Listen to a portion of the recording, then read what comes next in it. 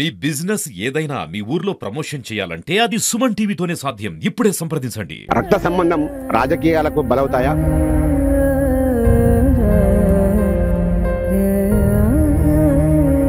అధికారం కోసం అనుబంధాలు తుడిచిపెట్టబడతాయా?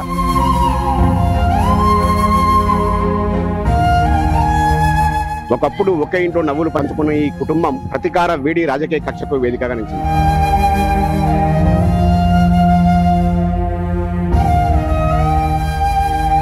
పాలన కోసం మారిన ఈ విరోధం కుటుంబ పెద్దనే బలి తీసుకుంది.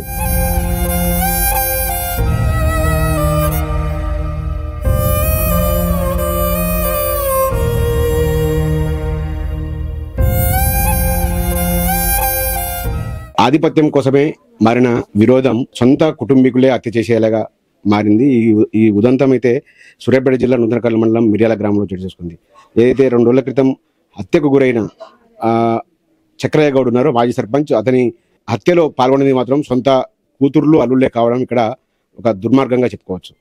ప్రస్తుతం మనం చక్రయ్య గౌడ్ భార్య 2 కూతుర్లతో ఉన్నాం. మొత్తం చక్రయ్య గౌడ్కు 5 కూతుర్లు కాగా మొత్తం 3 కూతుర్లు కూడా పోలీసుల అదుపులో ఉన్నారు. 3 కూతుర్లు 3 అల్లులతో పాటు కొంతమంది మనవళ్ళు కూడా పోలీసుల అదుపులో తీసుకొని విచారిస్తున్న పరిస్థితి ఉంది. ప్రస్తుతం వారితో మాట్లాడదాం. ఎందుకు ఇంత హత్య చేసేలా ఈ కక్షలు, వాళ్ళకు ఎందుకు వాళ్ళ కక్ష పెంచుకున్నారు సొంత మామ పైన తండ్రి పైన? ఎందుకమ్మా అసలు ఎప్పటి నుంచి ఈ కక్షలు ఉన్నాయి? 2 సంవత్సరాల నుంచి సార్. అంతకుముందు టీఆర్ఎస్ ప్రభుత్వంలో నాన్నగారు కూడా అలా మన ప్రభుత్వం లేదు, మన వాళ్ళు ఉంటే అందరు జాబ్లు వస్తాయి, మా అందరం వాళ్ళకి వెళ్ళాలి, పిల్లలు ఉన్నారు, అట్లా నాన్నగారిని చెప్పి వాళ్ళకి తీసుకెళ్ళిండు. పోయినా కూడా నాన్న ఒక్కరోజు కూడా బయటకు వెళ్ళలేదు, మీ ఇష్టం ఏమైనా చేసుకోరని ఇంట్లో ఉన్నాడు అనమాట. అట్లా తర్వాత ఏం చేసిండు, ఇక ఆయన గెలిపించింది సార్. గెలిపించిన తర్వాత జనం అంతా ఆయన కాడికి పోతున్నారు. నాన్న 40 ఏళ్ళ సీనియర్, 40 సంవత్సరాల సీనియర్ నాన్న. గ్రామ పంచాయతీలు అన్ని చేయడం కూడా ఆయన అట్లా గెలిపించింది సార్. టీఆర్ఎస్ లో గెలిపించినాక కూడా నువ్వు మళ్ళీ జనాలు ఎవరైనా వస్తున్నా పోతున్నా ఆయన ఇంటికి ఎందుకు పోతారు, ఆయన సర్పంచ్, ఆయన పెద్ద మనిషి, ఆయన ఇంటికి ఎందుకు పోవాలి, నా ఇంటికి రావాలా, నేనే చేయాలి రాజకీయం, మన ఇంటికి పోద్దని ఊళ్ళో జనాలు ప్రతి ఒక్కరిని బెదిరేయడం స్టార్ట్ చేసింది సార్. మాతో ఎవరిని మాట్లాడలేదు సార్ 2 సంవత్సరాలు. ఒక్క పిల్లని కూడా మా ఇంటికి రానిలేదు సార్. కనీసం ఇట్లా మా పెద్దమ్మ మా ఇంటికి రావాలన్నా కూడా పనికి భయపడి ఇంట్లోనే ఉన్నారు సార్. ఎవరు కూడా రాలి, మేము తల్లి నలుగురు తప్ప మా ఇంటికి వచ్చిన వ్యక్తి లేదు సార్ 2 సంవత్సరాల నుంచి కూడా. అట్లా కూడా మేము భరించలేదు సార్. ఇదే ఇక బయటకు వెళ్ళిపోయి సార్ దామోదర్ రెడ్డి గారు దృష్టికి వచ్చింది. ఫస్ట్ మన కాంగ్రెస్ పార్టీ అనమాట. దామోదర్ రెడ్డి గారు ఏమన్నారు, చక్రయ్య నువ్వు మనం ఫస్ట్ నుంచి కూడా కలిసి ఉన్నాం కదా, ఏదో నీ అల్లని వల్ల పోయినావు కదా, మన పార్టీలో మనమే ఉందారా అని ఫోన్ చేసింది సార్. చేసినా కూడా సరే టైం సార్ వస్తలే అన్నాడు. నువ్వు వస్తావా, నేను రాను అనేసరికి నువ్వు పెద్ద నువ్వు ఎందుకు వస్తావు సార్, నేను వస్తలేను, మా నాన్నగారు అక్కడికి వెళ్ళిండు. వెళ్ళినాక ఇప్పటి నుంచి మనం అందరం ఒక తీరుగుందాం, అట్లేం లేదు, ఆయనతో నీకేం నేనున్నా కదా అన్నట్టుగా మాట్లాడుకొచ్చింది సార్. మాట్లాడుకొచ్చిన తర్వాత సామీర్ గారు ఎలక్షన్ కూడా వచ్చేసిన దగ్గరికి వచ్చేసి నాన్నగారు ఏం చేసిండు, ఇక జనాలు ఇట్లా రావడం పోవడం, ఇక అప్పుడు కొంచెం మన ఇంటికి రావడం పోవడం జరిగింది సార్. ఇక జరిగినాక ఏమైంది, ఇట్లా ఓట్లు ఇక రీసెంట్ గా 2-3 సంవత్సరాలు ఓట్లు పక్కన పెడితే కేవలం ఒక పెద్ద మనిషిగా చెలాయిస్తున్న గ్రామస్తులందరూ కూడా మీ నాన్నకాడికే వస్తున్నారని ఒక కక్ష పెంచుకురా? ఇది మాత్రం పక్క సార్. జరిగిన విషయం కూడా ఇదే సార్. ఏంటంటే నాన్నగారితో, నాన్న మంచితనంతో అందరూ నాన్న వెనకాల రావాలనే ఉద్దేశంతో అందరు వస్తారు. అది ఆయన ఒరవలేకపోయింది సార్. ఆయన కాడికి రావడం ఏంటి, ఎంత ఉన్న జనం అంతా నా కాడికి రావాలని ఏం చూసుకుంటే కదా అన్న ఉద్దేశం మనసులో పెట్టుకున్నాడు. ఎవరు ఎంత బెదిరించినా ఏం చేసినా కూడా జనం మాత్రం నా వైపే ఉన్నారు. పెద్ద మనిషి తరఫున ఆయనైతే న్యాయం చేశారన్న ఉద్దేశంతో ఆయన బెదిరింపులకు కూడా భయపడలేదు. భయపడకుండా కూడా అందరూ నాన్న వైపే ఉన్నారు. నాన్న వైపు ఉన్నారన్న ఉద్దేశంతో నేను ఎక్కడన్నా భూములు కొనాలన్నా, నేను జాగాలు కొనాలన్నా ఇంతవరకు దాకా కూడా నేను ఆయన వద్దన్నా కూడా నేను ఈ పని చేసుకుంటూ సంపాదించుకున్నా. ఇప్పుడు నా దగ్గరికి ఎవరు రావట్లేదు, నేను అదే భూములు కొనే పరిస్థితులు లేకుండా అయిపోయినా, నేను సంపాదించుకోవట్లేదు. నేను అదే పదవులు ఉంటే, నేను అదే ఇప్పుడు రాబోయే ఎలక్షన్లో కూడా నేను పోటీ చేసి గెలిస్తే పదవి ఉంటుంది కాబట్టి అధికారం చేతిలో ఉంటుంది అన్న ఉద్దేశంతో, అధికారం చేతిలో ఉంటే నేను మిగతా పనులు ఏది అందారైనా నేను చేసుకోవచ్చు, ఆ విధంగా ఆ విషయంలో నేను సంపాదించుకోవచ్చు అన్న ఉద్దేశంతో ఈయన ఒక్కడ ఉంటేనే ఇదంతా జరుగుతుంది. ఆ జనం అంతా ఆయన వైపు తిరుగుతున్నారు కదా, ఆయన ఒక్కడే లేకుండా చేస్తే ఈ మిగతా వాళ్ళందరూ కూడా భయపడే ఉంటారు తప్ప మళ్ళీ యథావిధిగా నేను బెదిరించుకున్నప్పుడు నా ఏమంటే ఉన్నట్టే ఇప్పుడు ఆయన ఒకరిని తీసేస్తే మళ్ళీ మిగతా జనం అందరూ కూడా నా వెనకాలనే వస్తారన్న ఉద్దేశం మనసులో ఉంది ఆయనకి. అట్లా అనుకుని చాలా రోజుల నుంచి ఎదురు చూసుకుంటుంటుండు. సరే ఎలక్షన్లు అయిపోయింది, సామీల్ గారు గెలిచిండు మా తరపున ఎమ్మెల్యే గారు కాబట్టి జనం అందరూ నాన్న వైపే ఉన్నారు కదా, ఇక ఇంతకంటే ఎక్కువ ఆయన ఏం చేయలేడు, అందరూ వీళ్ళ వైపే ఉన్నారు అనే ఉద్దేశంలో మేము ఉన్నాం సార్. అది నమ్మించిండు వాడు కేవలం మమ్మల్ని. ఏది ఎవరు జనాన్ని పిలవకుండా ఒంటరిగా పోవడం రావడం ఏం చేయలేకపోతుండు కదా, మొత్తం వీళ్ళదే నడుస్తుంది కదా ఇప్పుడు సామెన్ గారి తరఫున. ఇక వాడు ఏం చేయలేదులే, మాకు ఇంత అండగా ఉన్నారు కదా. ఎమ్మెల్యే గారు కూడా ప్రతి దానికి మీటింగ్ అయితే మండలంలో ఒకటే చెప్పింది సార్, నూతనకల్ మండలంలో నేను ఏ ఊరికి వచ్చినా రాకుండా కూడా చక్రాన ఊరికి మిరియాల అనే గ్రామానికి తప్పకుండా చక్రాన తరపున నేను వస్తా కాబట్టి నేను అని చెప్పిండు కాబట్టి సామెల్ గారు ఆ మాట చెప్పిండు కాబట్టి నాన్న తరపున ఖచ్చితంగా ఇక అంత అండగా మాకుండి మాకు అంత ధైర్యాన్ని ఇచ్చి మేము 2 సంవత్సరాలు ఆయన ఏది కారాబార్ కనకటెంకన్నా పెట్టిన టార్చర్లు 2 సంవత్సరాలు భరించినా కూడా మాకు విముక్తి వచ్చింది. ఇప్పుడు సామీలన్న వచ్చిన తర్వాత పార్టీకి వచ్చిన తర్వాత మేము సంతోషంగా ఉండగలుగుతున్నాం. జనం కూడా భయపడకుండా మా ఇంటికి వస్తున్నారు. మేము ఏ పని చేసినా కూడా అందరు కలిసి మాతో పాటు వస్తున్నారు. నాన్నతో పాటు అంతా ఏదైనా నాన్నతో పాటు కలిసి చేస్తున్నారు కాబట్టి ఇక మాకు మంచిగా జరుగుతుంది. కేసు మీ అక్కల మీద కూడా నమోదైంది. అక్కలో చెల్లెళ్ళు 3 కూతుర్లు చక్రయ్య గారు, వాళ్ళ పాత్ర ఏంది? తండ్రిని అల్లుళ్ళంటే ఆధిపత్యం కోసం చేశారనుకోవచ్చు, కూతుర్లు కాబట్టి వాళ్ళ పాత్ర ఏంది ఇందులో హత్యలో? అయితే సార్ అప్పుడు ఫస్ట్ ఏది సమీల్ గారు గెలవక ముందుకు నాన్నగారు కాంగ్రెస్ పార్టీకి మారిన తర్వాత ఇట్లా ఊరుకు సంబంధించింది ఒక అంగడి సంత గురించి అనేది గ్రామ పంచాయతీలో జరుగుతుంది. దానికనేది వీళ్ళు డిపాజిట్ కట్టడానికి ఒక 2-3 వ్యక్తులు పోవాలి దాంట్లోకి, మిగతా వాళ్ళందరూ పక్కకు ఉండాలి. మిగతా వాళ్ళందరూ పక్కకున్నారు. 2 వ్యక్తులు పోయి డబ్బులు కట్టడానికి పోయేసరికి డబ్బులు కట్టి లోపల నుంచి బయటకు వచ్చారు. కేవలం బయటకు వచ్చిన తర్వాత ఇదే కనకటెంకన్నా 100 మందిని తీసుకొని పోయి పక్కన గ్రామ పంచాయతీ ఎదురుగా ఇంట్లో కట్టెలన్నీ వేయించి వీళ్ళు డబ్బులు కడితే మళ్ళా నాకు పోటీ వచ్చినట్టే కదా అన్న ఉద్దేశం ఒకటి మనసులో పెట్టుకొని ఆ బయటకు వచ్చిన వ్యక్తులని ఇక దాదాపు ఒక 5 నిమిషాలు ఇంకా 4 దెబ్బలు పడితే వాళ్ళు చనిపోయేంత స్టేజ్లో వాళ్ళని కొడుతున్నాడు. మన మనిషిని కొడుతుండు అక్కడ డబ్బులు కట్టేసరికి అని నాన్నకు బయట విషయం తెలిసింది. నాన్న ఏమంటే వాళ్ళ కోసం పోయిండు.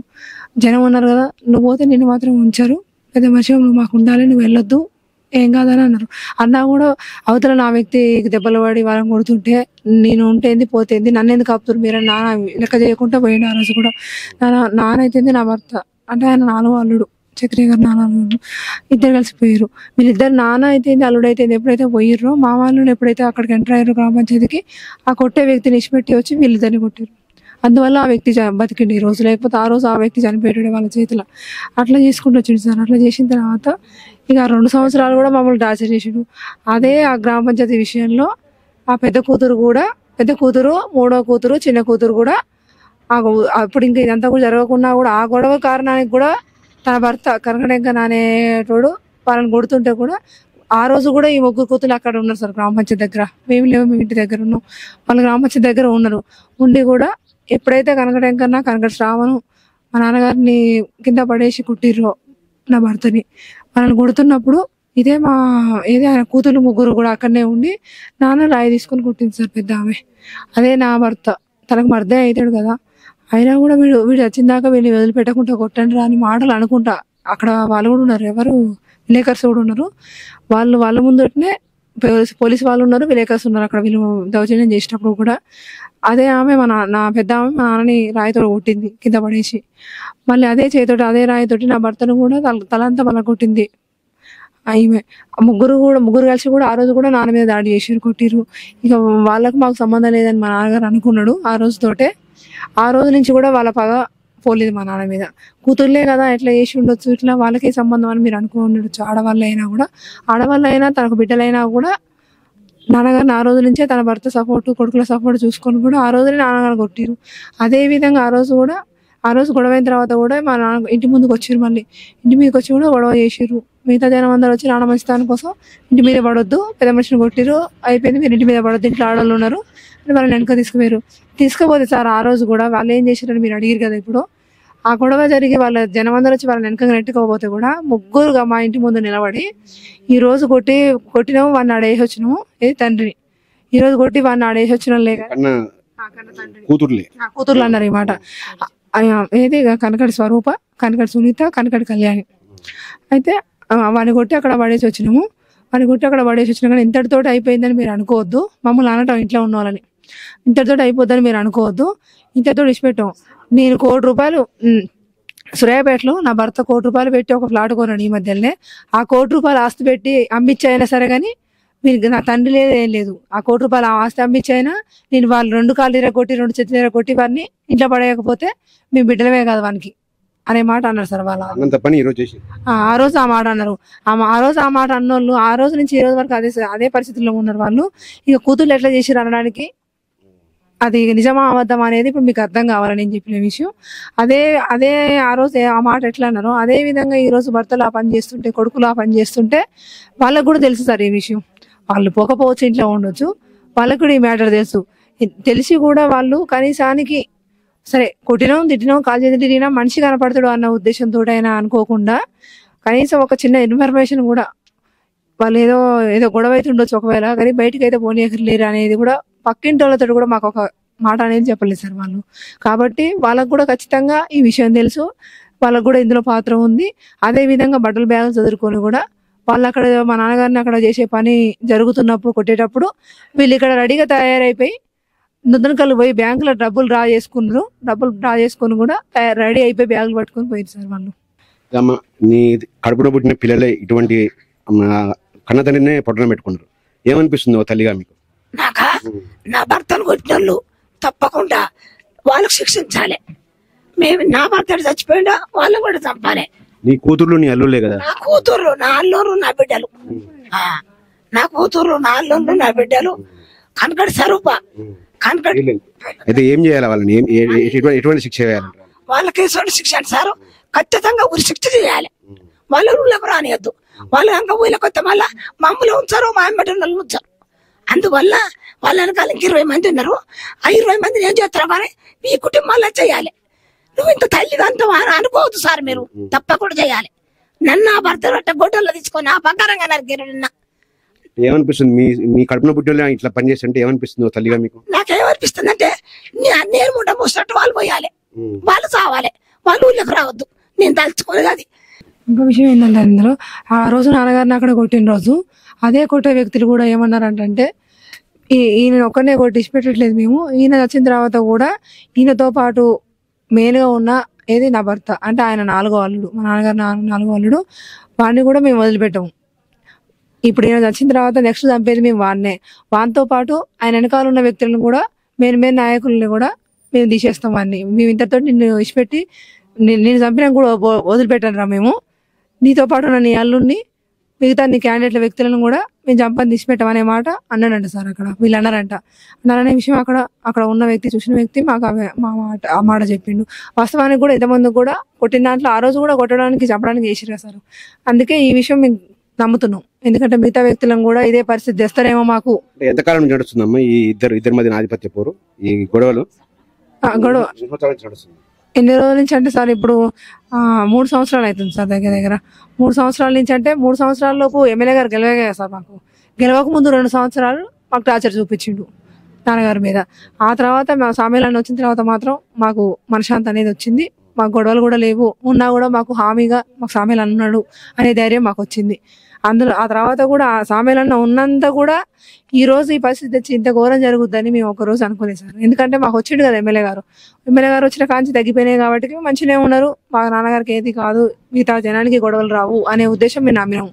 కాకపోతే వాడు నమ్మించి ఇంత మోసంగా నాన్నతో పాటు ఒక్కరు ఏ రోజు కూడా మీటింగ్ కానీ ఏదైనా ఫంక్షన్ కానీ ఏదైనా ఊర్లో సంబంధించిన మ్యాటర్ మాట్లాడడానికి వెళ్తే నాన్నతో పాటు నాన్న వెంబడున్న జనం అందరూ కూడా నాన్న ఎన్నడూ వదలలేదు. వాళ్ళు నాన్నతో పాటు నాన్న ఒక్కడు బయటకు వెళ్తుండంటే తాతయ్య మేము వస్తాం, అన్న మేము వస్తాం, మామయ్య మేము వస్తాం అని ప్రతి ఒక్కరూ నాన్న తీసుకొని పోయిన తప్ప నాన్న ఒంటరిగా వాళ్ళు ఎన్నడూ పంపించలేదు.